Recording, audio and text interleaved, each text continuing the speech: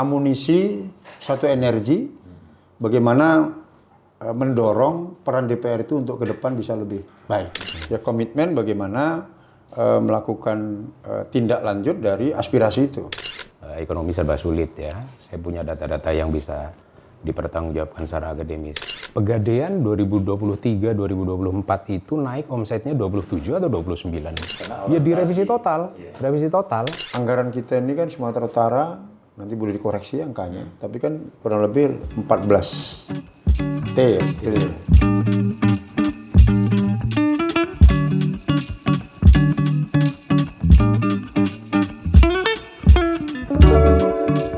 Assalamualaikum warahmatullahi wabarakatuh. Waalaikumsalam warahmatullahi wabarakatuh. Hari ini kita akan berbincang, berdiskusi menyangkut tema situasi yang lagi marak, lagi viral dan lagi jadi perbincangan di masyarakat, khususnya publik Indonesia. Kita bicara tentang tuntutan 17 plus 8.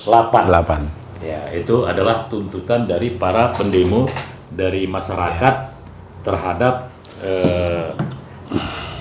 Presiden Prabowo atau institusi, dan juga ada 8 program jangka panjang. Bagaimana, apa, dan apa latar belakang tuntutan tersebut, Mas Dr. Sutarto MSI. Yeah. Beliau ini bukan hanya seorang mantan aktivis GMNI, ini juga politisi sekaligus akademisi. Jadi komplit ini, paket komplit ini. Ya, assalamualaikum Bang. Selamat. Ya, kan? Nah, kalau dengan Bung Dedi, nah ini sama aja. Ini juga aktivis 98 dari Universitas Indonesia. 27 Juli dikejar-kejar, lari kemari dan nggak pulang-pulang. Beliau ini juga bedanya, beliau ini Pujakusuma, putra Jawa, keluyuran Sumatera. Kalau Mas Tarto Pujakusuma aja, keluyuran itu kelahiran. Saya Pujakusuma, putra Jawa, keluyuran juga di Sumatera. Karena saya lahir di kampung mana. Berarti yang kita undang ini adalah sama-sama dokter, ya kan? Sama-sama dosen, sama-sama akademisi, satu pengacara, dan yang satu lagi adalah wakil ketua DPRD Sumatera Utara sekaligus Sekjen PDIP, partainya Wong Cilik. Saya koreksi Bang, Sekjen PDI cuma satu. Hanya Hasto Kristianto. Kok daerah namanya sekretaris. Oh, sekretaris. Kayak nama Mas Harto. Ampun. Nyerah kita. Ampun. Oke. Gara-gara salah ngomong maksudnya masuklah peringatan. Oke, tadi sudah saya kasih pengantar khusus ini ke Mas Tarto kan, karena fokus demo-demo, aspirasi dan juga dinamika politik ini kan mengarah mengkerucut ke dewan, ya. Baik sebagai institusi dan juga sebagai individu. Ada semacam terlepas ini ada yang bilang ini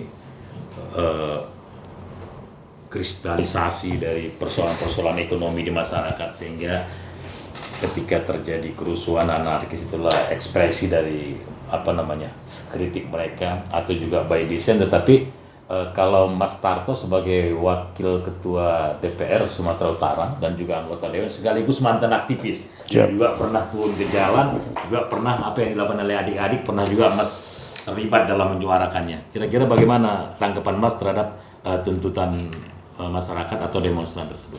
Ya baik, Assalamualaikum warahmatullahi wabarakatuh. Salam sejahtera untuk kita semua.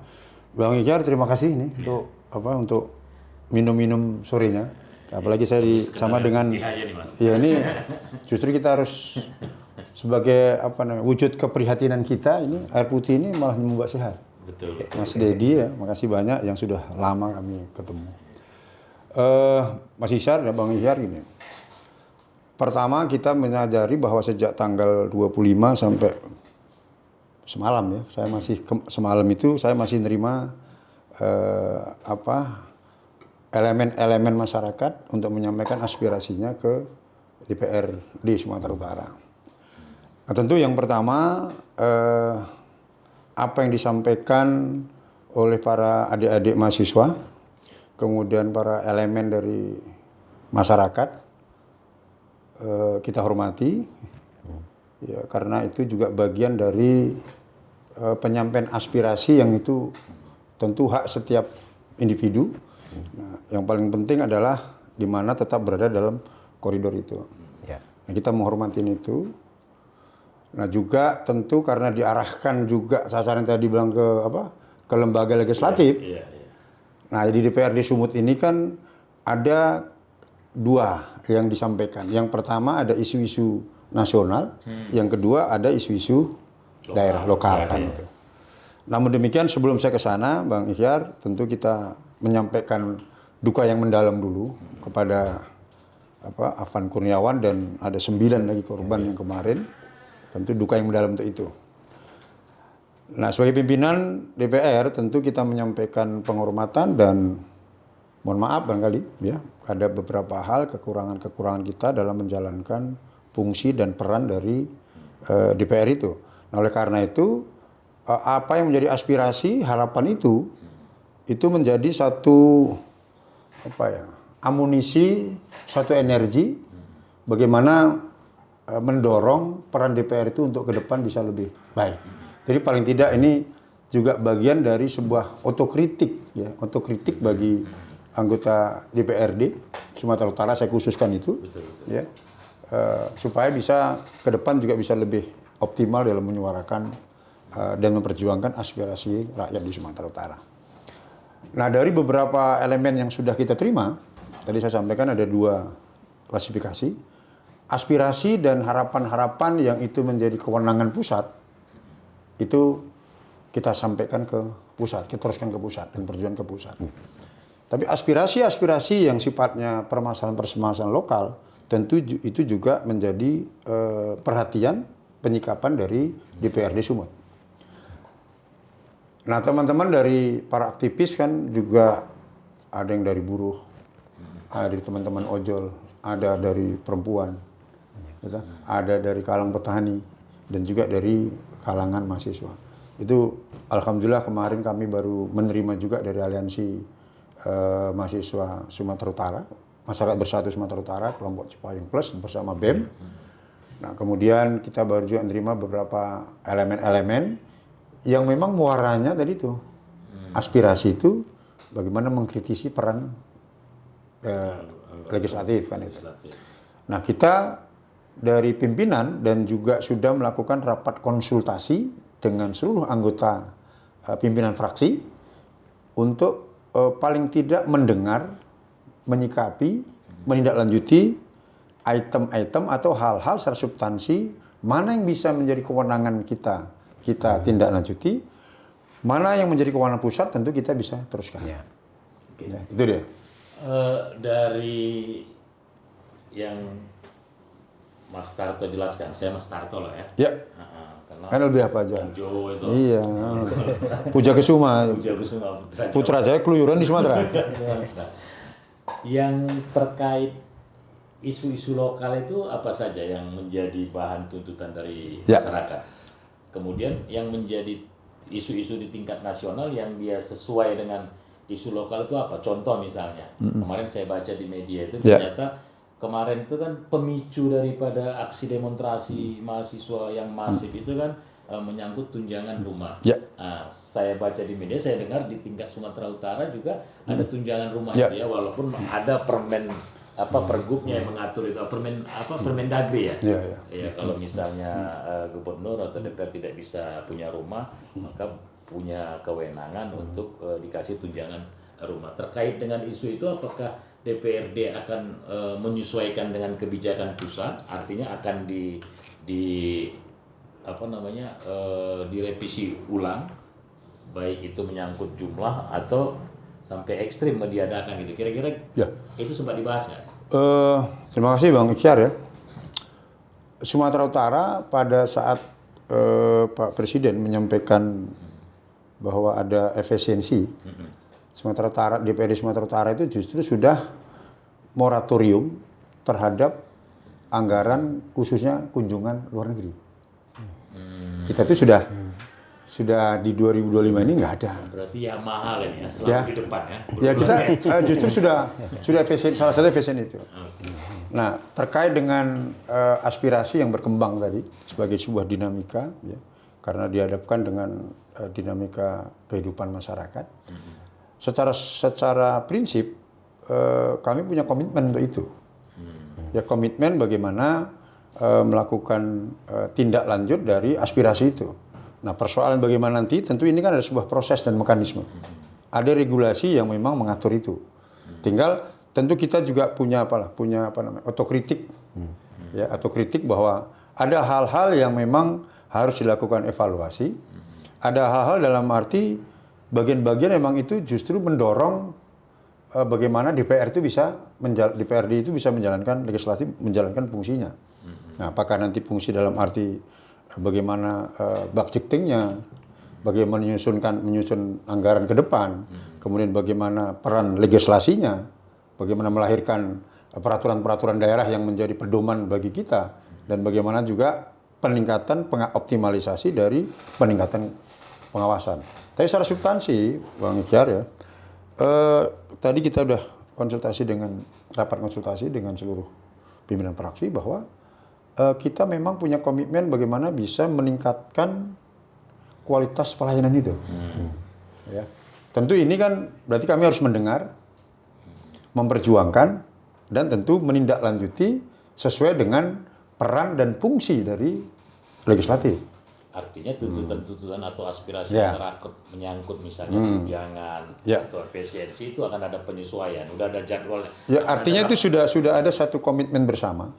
Komitmen bersama bahwa kita tetap mengacu kepada apa yang disampaikan aspirasi dari masyarakat. Tetapi konteksnya kan pasti ada regulasi yang akan harus didiskusikan. Karena apa? Pengambil keputusan nanti kan tidak hanya di DPRD ya, pasti akan melakukan komunikasi, kemudian pembahasan bersama dengan eksekutif. Nah, ini kan bagian dari itu. Maksud saya yang paling utama kan ini, bagaimana apa yang disampaikan aspirasi itu oleh mahasiswa dan elemen-elemen masyarakat itu menjadi satu otokritik kepada kita. Bagaimana kita meningkatkan kualitas pelayanan itu sehingga apa yang diamanahkan kepada anggota DPRD Sumut dari rakyat, ya harus kita perjuangkan apa yang menjadi aspirasi rakyat itu. Makanya tadi saya sampaikan di awal bahwa ya tentu aspirasi itu kita hormati. Ya, kita hormati, ya kita akan perjuangkan itu.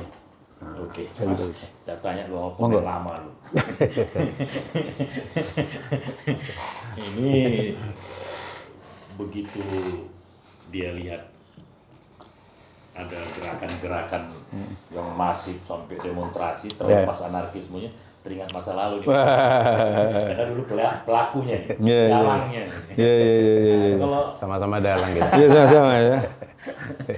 Kalau Bung Dedi, kalau dia kita panggil Mas Dedi juga bisa. Bisa juga, kurang keren. Oh gitu ya. Terbiasa Bung kali. Kalau Bung Dedi gimana Bung melihat aksi kemarin tuh?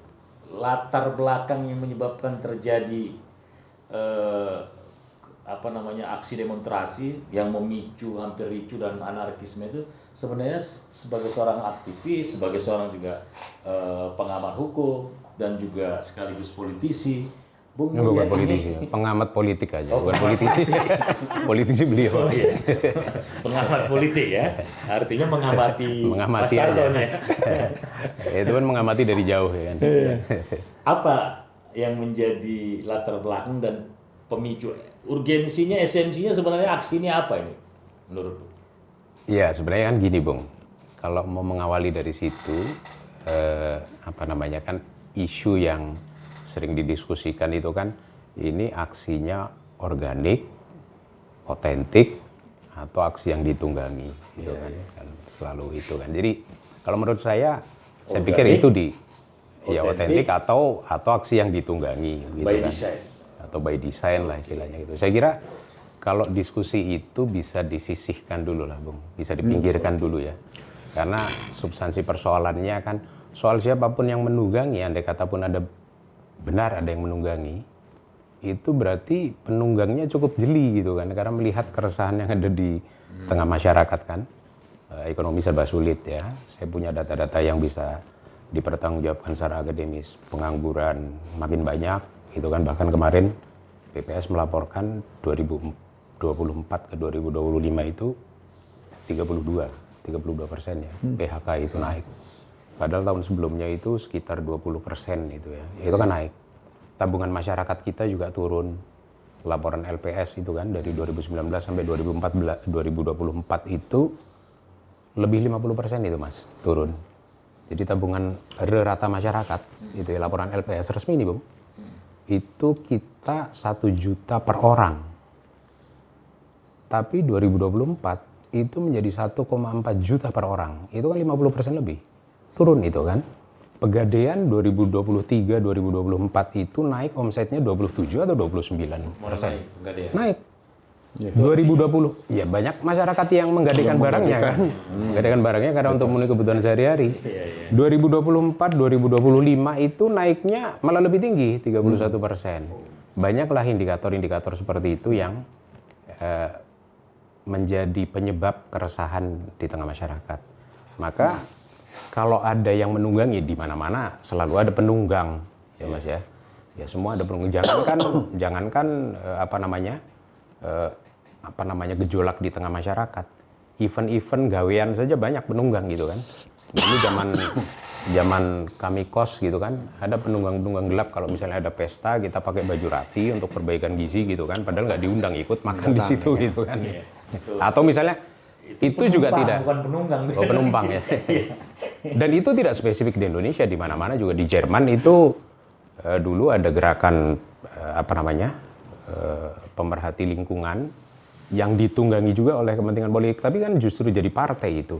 The Grünen itu kan jadi partai hijau di Jerman. Bagus kan hasilnya. Green Party, ya di Amerika misalnya dulu zaman Donald Trump yang periode pertama tahun berapa 2012 atau 2013 itu kan dulu kejadian yang rasis itu loh. Betul. Yang terkenal dengan Black Lives Matter. Bukan, Black Lives Matter yang orang-orang berkulit hitam ada yang ditembak polisi, ada yang. Tapi kan ada penunggang juga gelap di sana, karena waktu itu Donald Trump dari Partai Republik, ada juga yang coba menunggangi dari partai-partai Demokrat untuk mengkapitalisasi isu. Jadi itu bukan spesifik Indonesia. Nah, yang justru sekarang harus didiskusikan adalah bagaimana menyelesaikan persoalan-persoalan yang memang real dihadapi oleh masyarakat sehari-hari. Seperti tadi diceritakan Mas Tarto misalnya.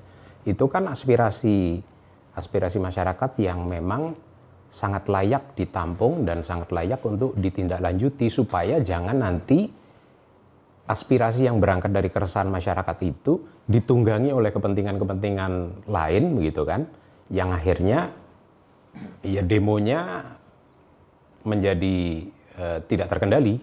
Artinya Bung mau bilang salah satu pemicu utama terjadi demonstrasi yang cenderung ke arah anarkisme itu adalah kemiskinan di masyarakat. Iya. Artinya ketemu di tengah antara yang nunggangi dengan kondisi di masyarakat. Iyalah, tapi kan itu tidak usah dijadikan topik utamanya, tapi topik utamanya adalah bagaimana menyelesaikan persoalan-persoalan real yang memang dihadapi oleh masyarakat. Gitu. Jadi aksinya tidak, saya koreksi Bung, jangan anarkis, nanti orang-orang anarko-sindikalisme marah itu, karena anarki itu belum tentu dengan ricuh gitu kan. Karena tindakan anarkis dari gerakan anarko-sindikalisme itu kan cuma anti terhadap kekuasaan, tidak selalu identik dengan kekerasan. Struktur aksi sekarang ini memang ciri khas anarko, dia nggak ada iya, gitu. Hanya kalau ditumpangi, akhirnya itulah jadi ada yang memprovokasi untuk membakar kantor polisi lah, membakar gedung pemerintah lah, itu yang kita harus hindari.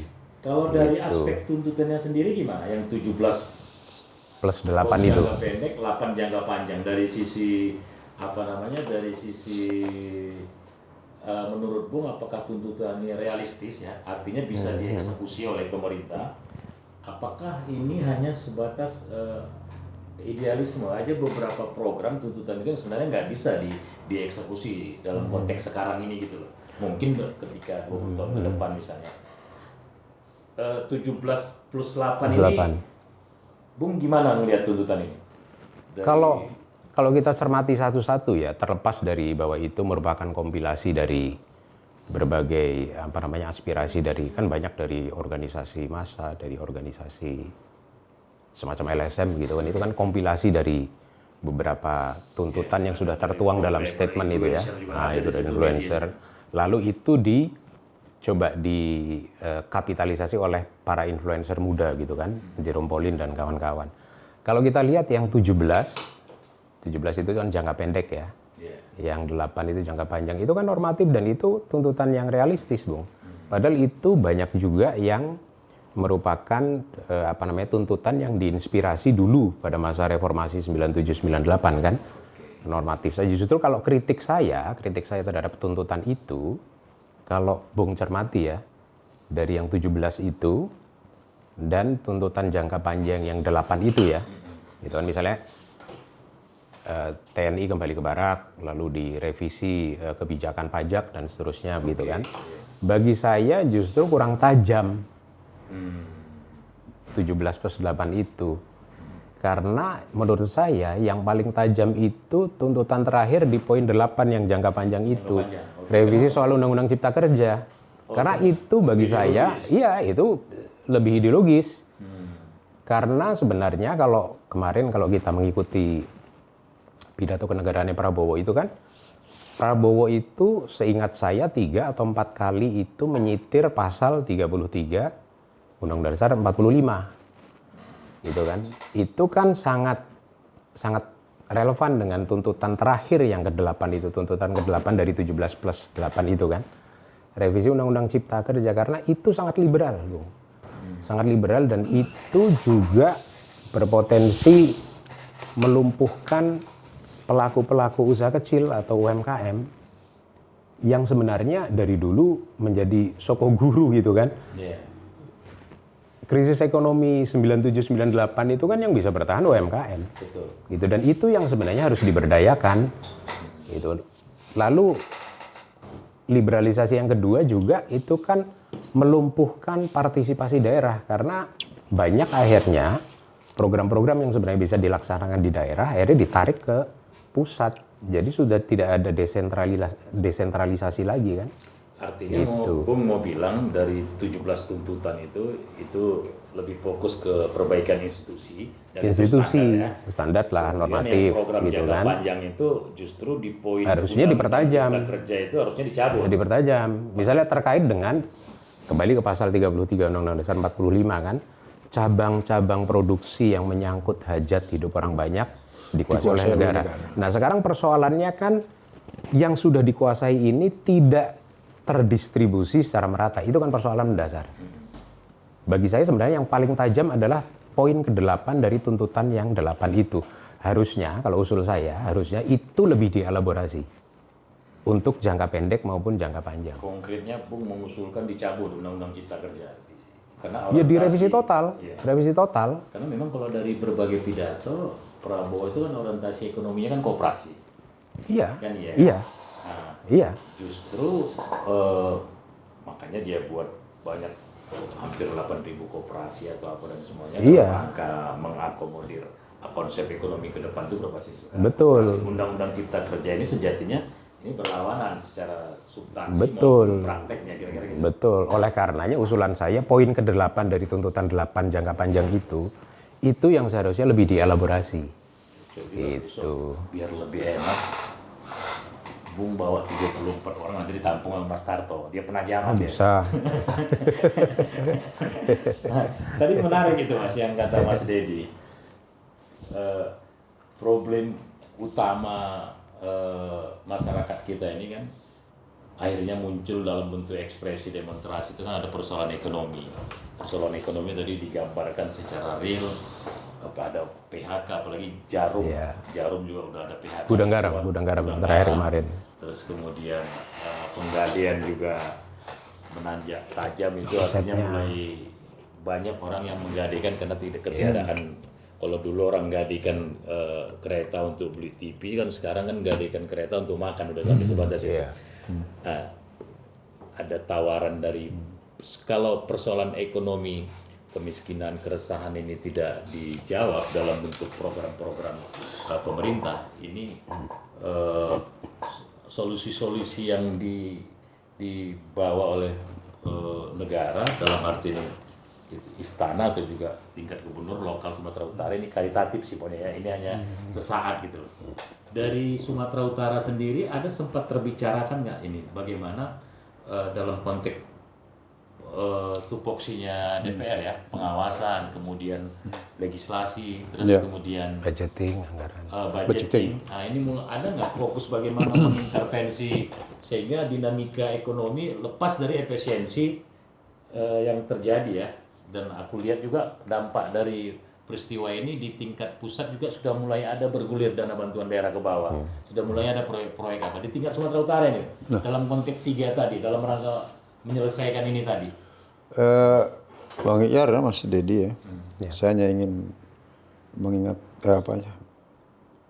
menyampaikan bahwa dalam konteks untuk lebih mendorong tumbuh kembangnya ekonomi yang tadi basicnya adalah UMKM ini kan ada 2 program yang diluncurkan Pak Prabowo ini kan sebenarnya cukup mendapat perhatian dan juga harus support yang optimal. Yang pertama kan ini ada program MBG ya, makan bergizi gratis. Kemudian ada tadi disebut Bang Iqyar, Koperasi Merah Putih. Nah sekarang kita coba ini MBG itu kan secara eksplisit maupun implisit satu shelter itu kan berdasarkan konsepsi modelnya itu kan 3.500 ya. 3.500 paket. Nah dalam MBG itu kan ada telur, ada nasi, ada sayur, ada daging, ada buah. Nah berarti ini kan kalau ini konsep nanti ini memberdayakan penyediaannya, memberdayakan di wilayah-wilayah itu dengan sendirinya kan ini mendorong pertumbuhan ekonomi di daerah itu. Nah, jadi Bang Iqyar bisa bayangkan bahwa kalau 3.500 per tempat yang bisa distribusikan, kan berarti nilai keekonomian efek dominonya kan cukup tinggi. Nah dengan demikian ini ya dalam perencanaannya kan juga sudah terimplementasi. Betul. Walaupun memang belum 100% ini. Tapi kan ada satu tahapan yang harus dilalui. Nah saya kira ini juga bagian yang juga perlu mendapat support dari semua setelah orde semua elemen. Nah yang tentu saja juga dari sisi peran DPR, ya DPR juga tentu ini harus menjadi satu atensi bersama. Ya, bagaimana nanti bisa nggak dilakukan penganggaran penambahan di tingkat APBD setiap kabupaten kota dan sebagainya. Tentu ini kan bagian dari pembahasan diskusi yang lebih komprehensif nanti. Nah kemudian dari sisi tadi ada koperasi merah putih. Ya, ini kan juga bagaimana sebagai satu rohnya soko gurunya ekonomi Indonesia ini kan sebenarnya koperasi. Yang ini selalu dihadapkan dengan beberapa persoalan-persoalan yang tentu kita tidak bisa pincing mata juga bahwa banyak koperasi juga sudah mengalami suatu fluktuatif. Nah tentu ini kan juga satu komitmen yang disampaikan Pak Presiden. Nah tentu ini juga bagian yang harus mendapat support dan tentu saja juga harus dilakukan pengawasan-pengawasan yang lebih komprehensif. Nah tentu peran kita ya memang dalam konteks controlling tadi. Nah kalau tadi ada aspirasi mahasiswa itu kan juga bagian elemen masyarakat itu kan bagian dari mendorong penguatan terhadap pengawasan program pembangunan itu. Oke, itu di tingkat nasional ada pertanyaan nanti di situ. Sudah sering ini diskusi terutama dengan Bung Dedi mungkin ya bisa kita diskusikan lebih lanjut. Itu kan program di tingkat nasional. Di tingkat Sumatera Utara sendiri ada dalam rangka intervensi kemiskinan, dalam rangka meningkatkan pendapatan. aksi yang kemarin itu kan yang kita bahas tadi itu kan pemicunya tuh atau landasannya kan sebenarnya ada keresahan di masyarakat karena persoalan ekonomi kan. Nah, untuk merespon itu selain program nasional ada nggak terbicarakan di tingkat provinsi Sumatera Utara dengan tupoksinya itu kan sudah budgeting atau yang sudah fokus kira-kira Sumatera Utara kita bikin inovasi ekonomi apa gitu loh misalnya. Mungkin juga dari sisi BUMD-nya yang selama ini rugi kenapa disubsidi macam-macam lah itu. Nah, yang sudah sempat terbicarakan.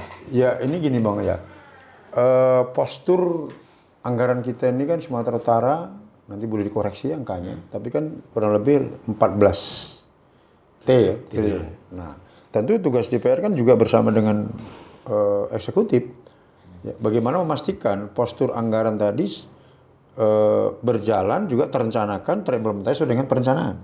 Nah, tugas DPR kan ini melihat ketika ada postur anggaran itu pasti kita akan melihat di sektor pendidikan bagaimana alokasinya, sektor pengembangan UMKM, sektor pengembangan yang terkait dengan koperasi gimana, sektor-sektor yang lain yang dalam rangka untuk lebih mendorong peningkatan ekonomi kerakyatan. Nah, tentu dari postur itu kan kita sudah lihat. Nah, tentu ini dari mana? Dari setiap OPD yang ada. Karena leading sektornya kan di pemerintah dalam arti adalah di tingkat OPD. Nah, salah satu tugas DPR tentu ini juga harus mendorong ini. Bagaimana anggaran-anggaran itu melalui postur anggaran yang memang pro kepada rakyat, kita harus dorong itu, Bang. Maksud saya sudah ada evaluasi ke arah situ nggak untuk sementara? Gara-gara aksi ini kan kemudian DPR mulai. Nah sekarang kan gini, Bang Iyad. Nah, kira-kira tugas DPR ini kan sebenarnya tidak semata-mata karena adanya aksi dan reaksi.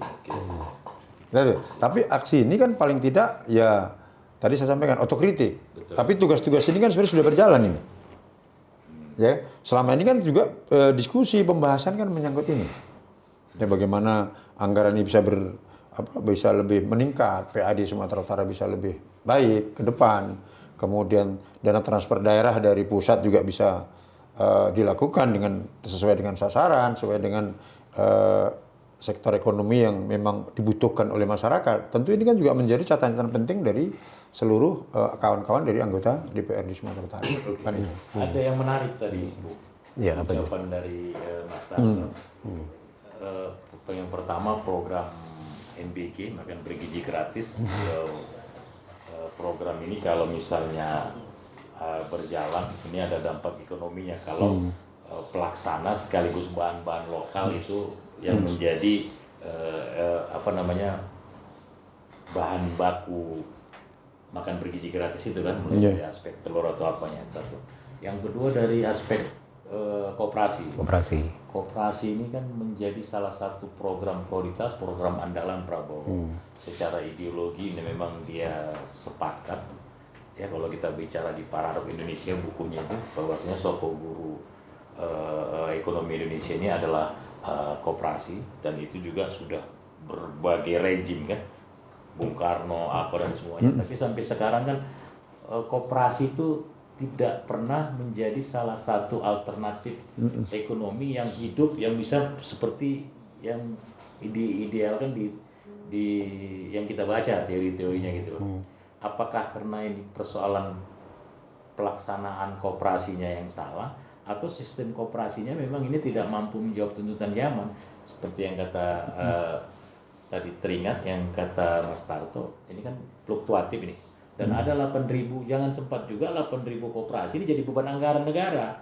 Posturnya begitu dikasih bantuan ke koperasi 5 juta, besoknya ngendap kali berapa triliun. Kira-kira Bung gimana ngelihat koperasi yang sekarang inilah, ya dari laporan dari Menteri Koperasi kemarin itu ada 80.000 katanya yang sudah terbentuk, artinya terdaftar secara administrasi. Kita nggak tahu juga ini apakah yang 80.000 ini sampai apakah sekedar terbentuk atau sudah berjalan.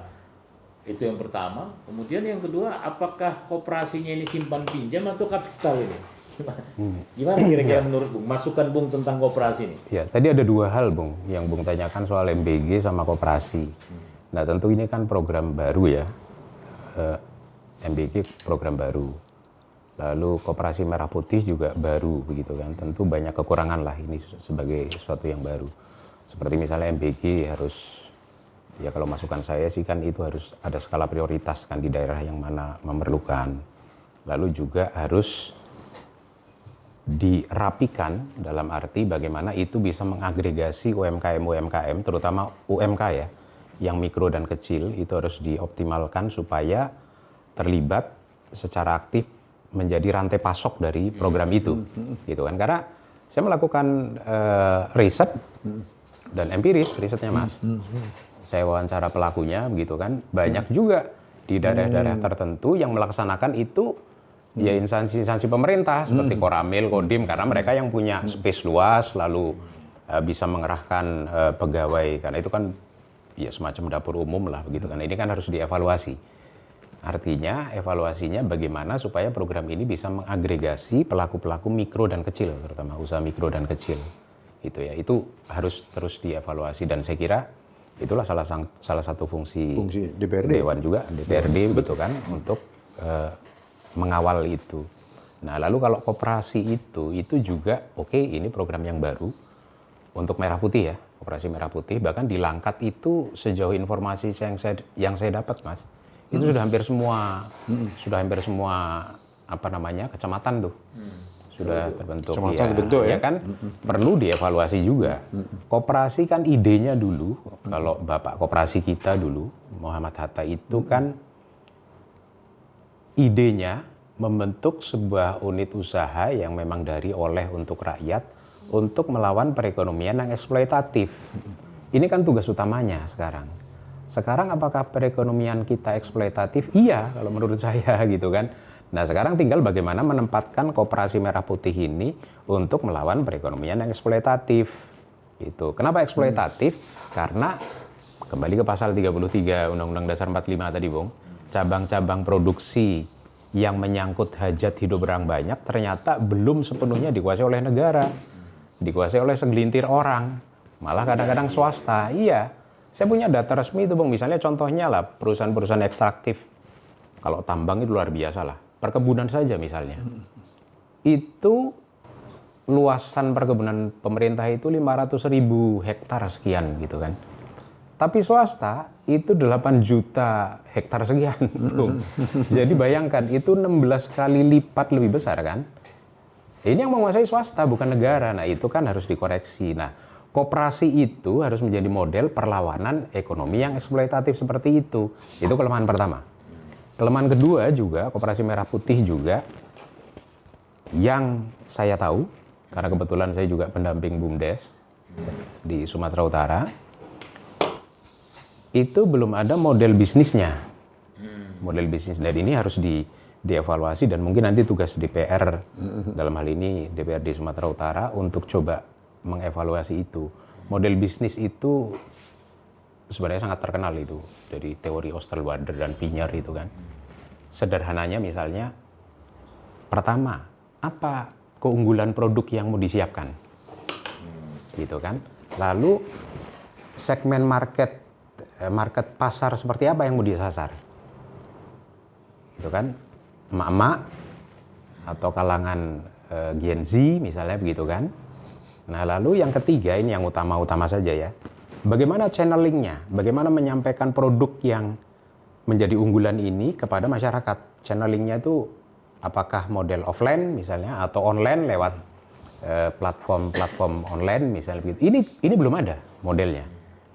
Nah yang paling bahaya adalah model bisnisnya justru seperti diuraikan dalam kapasitas Koperasi Merah Putih itu. Misalnya Koperasi Merah Putih itu nanti bisa buka outlet sembako atau outlet gas yang kecil itu berapa sih, 3 kilo ya? 3 kilo atau 6 kilo itu misalnya.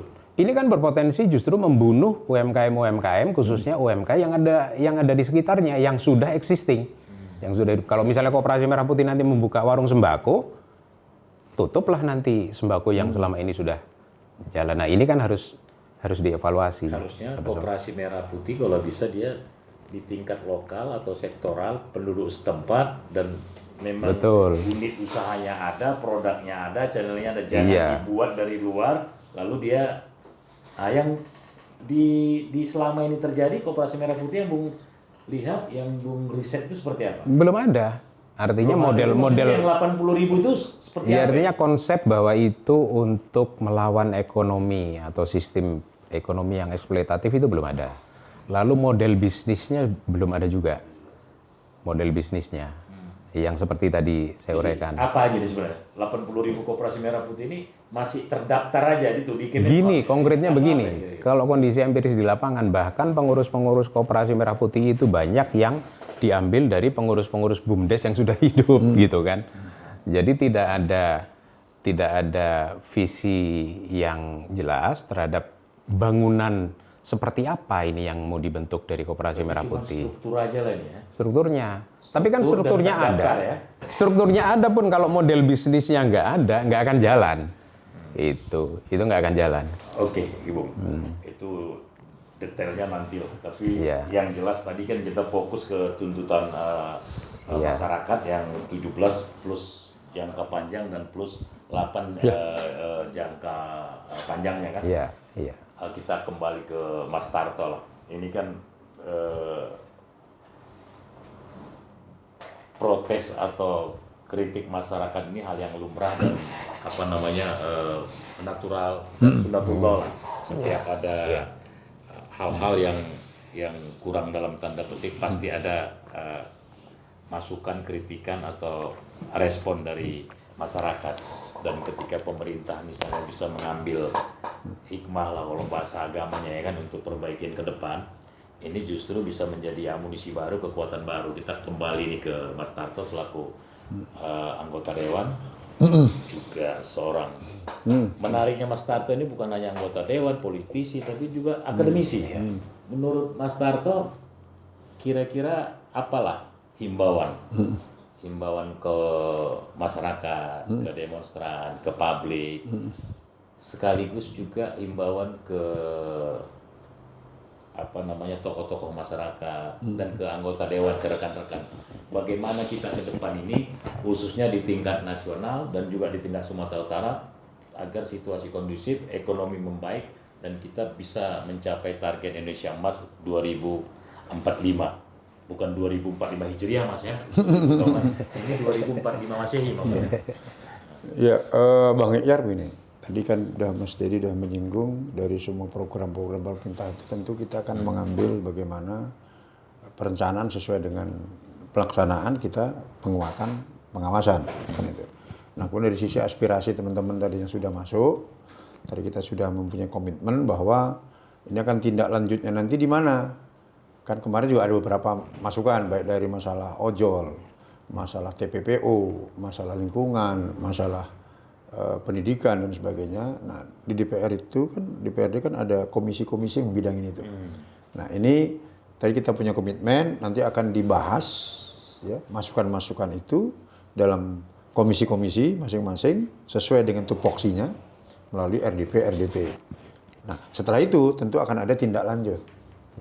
Ya, ada tadi jangka pendek maupun di jangka menengah maupun jangka panjang. Nah, ini kan langkah-langkah ini kan adalah langkah-langkah strategis dalam rangka bagaimana tetap menjalankan optimalisasi peran. Nah, dengan demikian maka ketika Bang Iqyar menyatakan bahwa apa himbauan kita kepada seluruh teman-teman elemen, ya tentu pertama ya apa yang sudah disampaikan tentu kita sudah mendengar dan kita terima, kita perjuangkan itu. Nah perjuangan ini tentu tidak hanya hari ini langsung ya selesaikan tidak. Pasti ada tahapan, ada proses. Betul. Ya ada. Nah, oleh karena itu yang paling utama adalah bagaimana kita tetap menjaga kondusivitas di Sumatera Utara. Karena dengan kondisi yang lebih kondusif, investor akan masuk, ya, ekonomi akan bisa berjalan. Kan ini Bang Iqyar. Kemudian dengan sendirinya kan lapangan pekerjaan bisa terbuka. Nah, tentu ini juga saya sampaikan bahwa tidak serta-merta, tapi paling tidak juga ada tahapan. DPRD Sumut dan provinsi tentu bersinergi ini dalam rangka apa?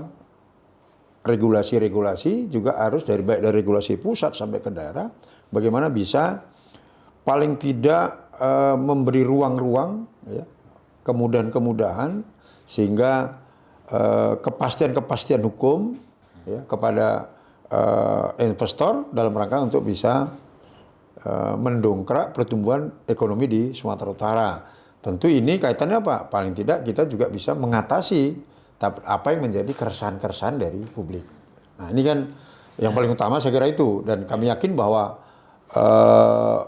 optimalisasi peran DPR tentu juga kita tetap mengharapkan dari pengawasan-pengawasan, penguatan-penguatan dari civil society. Nah tentu ini bagian yang harus lebih disinergitas ke depan, saya kira itu. Bersama-sama kita. Dalam konteks merajut silaturahmi kembali biar erat itu, Betul. ada agenda langkah-langkah yang mau dilakukan, misalnya bikin silaturahmi akbar antara masyarakat, itu kan tadi fungsi yang melekat. Betul. Yang memang tupoksinya DPR. Di luar itu ada masukan atau ada gagasan yang sempat terbicarakan agar masyarakat ini tidak bisa saling terprovokasi, agar bisa gotong royong, jangan mau diadu domba. Ada langkah-langkah yang misalnya ya sebenarnya kan gini Bang ya. Atau misalnya yang paling utama kan kita ini kan bagaimana membuka ruang-ruang publik untuk bisa lebih komunikasi terbangun, dialog terbangun, ya, sehingga harmonisasi yang menjadi karakteristik dari masyarakat Sumatera Utara itu akan bisa lebih terawat dan lebih kuat. Nah, tentu dengan tadi saya sampaikan, ada aspirasi dari tokoh-tokoh masyarakat, aspirasi dari pelaku-pelaku ekonomi, ada dari ojol, ada guru, ada aktivis-aktivis. Nah, ruang-ruang RDP ini kan sebenarnya menjadi satu ruang untuk penyampaian aspirasi itu. Nah, ini kan karena kalau RDP itu kan terbatas ya. Nah, maka pembahasannya kan akan lebih komprehensif. Nah, tentu ini bagian dari ruang-ruang yang bisa kita lakukan ya, dalam rangka bisa menampung aspirasi terkait dengan berbagai persoalan-persoalan masyarakat. Nah, apakah selama ini kita sudah menjalankan itu? Oh, banyak hal yang sudah dilakukan. Ya. Sama peristiwa misalnya kemarin yang paling masalah pendidikan, Komisi E. Ya, Komisi E. Ketika kita bicara model pendidikan penerimaannya kemarin dengan sistem zonasi menghadapi masalah. Ya. Nah, Komisi E DPRD Sumut kan langsung kita lakukan RDP. Mengantisipasi, mengambil respon, kemudian mengambil solusi-solusi. Dulu kita langsung ke pusat, menyampaikan bahwa ada loh, karena menyangkut model penerimaan itu kan menjadi kebijakan dari pusat. Maka kita sampaikan ini, kita bawa ke pusat. Nah, akhirnya yang sekarang ini kan modelnya, kalau dulu persentase zonasi kan lebih besar. Nah, sekarang ini kan persentase penerimaan zonasi lebih kecil dibandingkan penerimaan dari jalur prestasi. Nah, dulu kan ada 3 nih. Zonasi, prestasi, dan afirmasi. Contoh kasus kan seperti ini. Ya. Nah, sehingga kita bisa melalui RDP itu diskusi-diskusi dengan para pemangku kepentingan itu, dan kita mengambil solusi-solusi. Kalau itu memang solusinya harus ke pemerintah pusat, kita sampaikan ke pusat. Ya. Kalau ke daerah, tentu itu kita diskusikan dengan eksekutif dan juga stakeholder yang memang berkompeten dan berwenang dengan itu. Artinya kita terus menjalankan itu. Artinya peristiwa aksi yang di Agustus ini selama seminggu ini ini justru jadi pemicu akan membuat DPR lebih maksimal lah, kira-kira begitu. Ya, harapan kita, saya kira harapan kita semua ya, saya kira yakin kami pun di DPR kan tentu juga punya harapan bagaimana kita bisa memegang amanah itu, memperjuangkan itu, kemudian masukan-masukan tadi tentu penguatan dan otokritik supaya kita bisa lebih optimal, sehingga kita bisa lebih, Sumatera Utara bisa akan lebih baik, saya kira itu. Menurut Bung gimana prediksi ke depan ini? Apakah aksi-aksi ini akan tetap bergulir atau ini terhenti karena akan ada perbaikan-perbaikan dari pemerintah sebelum kita tutup diskusinya, Bung? Ya, saya kira aksi bergulir atau tidak itu kan tergantung bagaimana aspirasi itu ditampung ya oleh pemangku kepentingan, terutama dalam hal ini DPR lah atau DPRD gitu ya. Karena kan tadi Mas Tarto menyampaikan hal yang menarik, bagaimana membuka ruang-ruang publik. Yang sering kita lupakan kan negara kita itu negara republik ya, Mas. Republik itu kan res publica. Res publica yang artinya perihal-perihal umum yang menjadi asbabun nuzulnya makna publik, ya kan? Itu keluar itu. Iya. Keluar. Kesejarahannya, asal usulnya, asbabun nuzul itu. Asbabun nuzulnya publik. Nampak alumni institut agama Kristen Indonesia. Iya kan. Tapi kan sekarang faktanya kan ruang-ruang publik itu makin tertutup, gitu kan. Padahal kan kalau kita lihat 97% masyarakat Indonesia itu menggantungkan hidup dan mata pencahariannya itu di sektor UMKM. Tapi UMKM yang tidak pernah diperhatikan. Saya bandingkan ya Bung, saya sampaikan data sedikit sebelum nanti kita tutup. Apa yang menjadi tips bagi penyelesaian persoalan itu? Kalau kita kembali kepada pidato kenegaraan Presiden Prabowo yang menyitir beberapa kali pasal 33 Undang-Undang Dasar 45 itu kan artinya cabang-cabang produksi yang menyangkut hajat hidup orang banyak itu harus dikuasai oleh negara. Artinya ruang-ruang publik itu harus dikuasai oleh negara. Masalahnya sekarang negara dikuasai oleh privat, gitu kan. Misalnya contohnya tadi perkebunan, 500.000 hektar dikuasai oleh negara, tapi justru yang 8 juta lebih dikuasai oleh privat. Artinya kan lebih banyak kepentingan privat yang ada di situ. Nggak lagi memperhatikan pelaku-pelaku usaha kecil yang menampung 97% masyarakat Indonesia yang ya akhirnya disitulah pusat atau tempat mereka yang belum sejahtera. Harusnya meningkatkan sejahtera kan seperti itu. Jadi bentuk kesejahteraannya seperti apa ya? Kasih pinjaman yang lebih gede daripada perusahaan-perusahaan besar UMKM. Lalu kasih bantuan teknis gitu kan. Nah ini yang harus didesakkan kepada pemerintah eksekutif melalui ya peran-peran semua kekuatan civil society, khususnya dalam hal ini DPR atau DPRD gitu kan. Karena DPR atau DPRD fungsinya adalah menampung partisipasi masyarakat, atau kalau pakai bahasa Mahkamah Konstitusi Mas, ada meaningful participation atau partisipasi bermakna. Partisipasi bermakna itu apa unsurnya? Hak untuk didengar atau right to be heard. Ya, masyarakat harus didengar. Hak untuk dijelaskan atau right to be explained. Masyarakat harus diberi penjelasan kepada program-program pemerintah, lalu sejauh mana program-program itu sudah berjalan. Yang terakhir adalah hak untuk dipertimbangkan atau right to be considered. Ya dipertimbangkan dong masukan masyarakat, apa keluhan-keluhannya gitu kan. Jadi kalau yang 3 hak ini sudah, yang belum itu hak untuk disawer itu yang belum dimasalah. Oh, hak untuk disawer ya. Nah, kita harapkan DPRD bisa melakukan kerja-kerja yang merevitalisasi fungsinya supaya bisa betul-betul menampung partisipasi bermakna dari masyarakat itu. Itu kira-kira Bung. Terima kasih Mas Tarto sudah datang, alhamdulillah.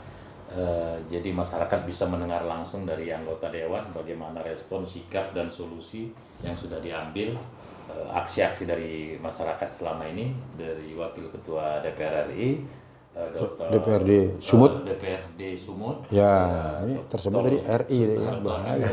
Beliau juga seorang dosen akademisi. Terima kasih kepada Bung Dedi.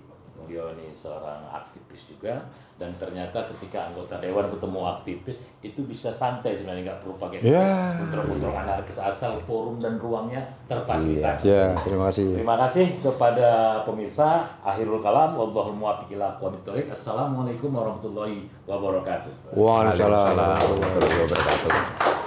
Oke, terima kasih. Terima kasih.